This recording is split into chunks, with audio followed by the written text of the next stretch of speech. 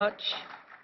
I now invite one of our rapporteurs, Mr. Mureșan, to take the floor. Madam President, thank you very much. Dear colleagues, on November 18th, after 16 hours of final negotiations, we have managed to agree on the budget of the Union for 2018. The Parliament, the Council and the Commission have managed to agree on the budget of the Union for next year, and the good news is that the European Union is capable to act. We have a budget for next year, and more than this, it is a good budget. And I say this with full conviction because we are allocating the limited resources which we have available for exactly those areas which we have together at the beginning of the year defined as being our priorities. Firstly, growth and jobs, and secondly, the safety, the security of the citizens. And we have allocated 11.2 billion euros for research and innovation, because this makes Europe's economy more competitive, more future-oriented, more capable to attract investments. We are allocating 2.7 billion euros for infrastructure. We are allocating 354 million euros for small and medium-sized enterprises, and 2.3 billion euros for Erasmus scholarships, so that the young people of Europe can travel, can become more competitive, can gain more skills and be successful on the labour markets tomorrow. We are allocating a total of 350 million euros to combat youth unemployment, and we stay ready to evaluate this programme next year, and if more is needed, we are ready to allocate more resources. For the time being, we are allocating sufficient resources to give a perspective to those young people who are still looking for a job. In order to bring more safety, more security to the people of Europe, we are strengthening the agencies of the Union which have responsibility in justice, home affairs, in combating terrorism. Europol, we are allocating 120 million euros and increasing its staff from 550 to 576 people. EASO, the agency which manages refugees in Italy, in Greece.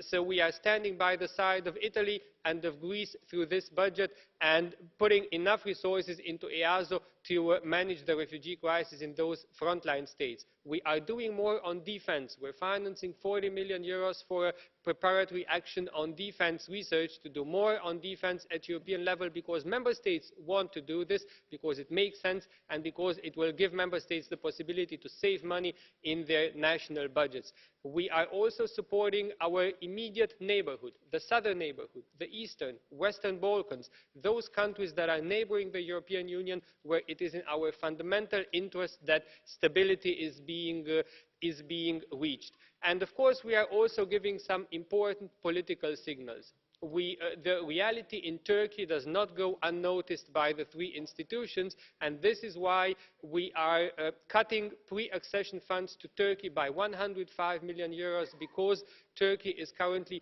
not respecting European standards when it comes to freedom of expression, rule of law, NGOs, human rights, and we're putting 70 million euros more in reserve money that we will make available subject to an improvement of the situation there. We are also allocating 4.9 million euros to tackle disinformation, propaganda and fake news. A preparatory action of 1.1 million euros will be launched in order to instruct, to train EU personnel in member states, in the eastern neighbourhood, in Balkans, with regard to the risks of propaganda, and the rest, 3.8 million, will be added to the communication which the Union will do in member states outside of the Union, in order to better communicate on the benefits of Europe, so that people are well informed and cannot easily fall victims to propaganda.